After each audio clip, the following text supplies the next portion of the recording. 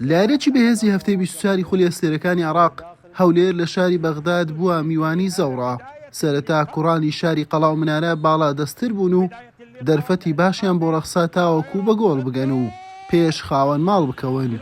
بە پێچەوانەوە لا خولەکی 33 بە ئەسیستی حەسەن عەبدولکەریمی ناسراو بە قۆقیە عەزیز چتیوی تونوسی دوای 6 خولەک لە بەشداریکردنی توانی نەورەسەکانی بەغداد لە یاریەکە بە گۆڵ یەکەم پێش بخات.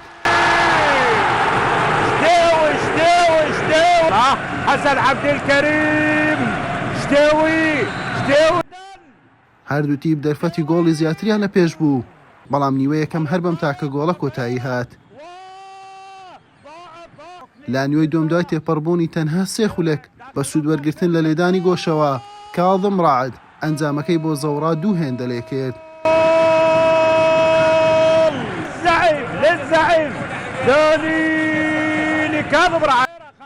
لە کاتێکدا هەولێر بە دوای کەمکردنەوەی جیاوازەکەدا دەگەڕا نەورەسەکانی بەغداد بە گۆڵی 3 گەیشتن. عەلی موحسین لە خولەکی 77 تۆماری کرد. علي الله يمكن يسأل عليه دولبا هو اعترف قال انا اتحكم شوف علي لە خولەکی 87 ئیبراهیم تۆمیوای نەیجیری ئەنجامەکەی تەواو لەسەر هەولێر قوڕس کرد بە تۆمارکردنی گۆڵی چوارەم. یاردەدەری ناوبژوان بە بیانووی ئۆفساید ڕەتی کردەوە، بەڵام دوای گەڕانەوە بۆ ڤار گۆڵەکە ئەژمار کرا. صعبة دافعين على كربلاء والحدود جول سلاقة على ما اعتقد لا وجود للتسلل.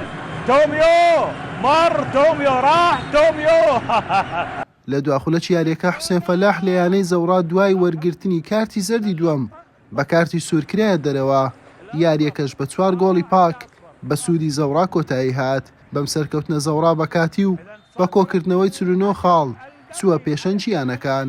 هەولێریش بە 32 خاڵەکەی لە خانەی دێم و ناوەڕاستی ڕیزبەندە. حوسێن محەممەد، کەناڵی پێم.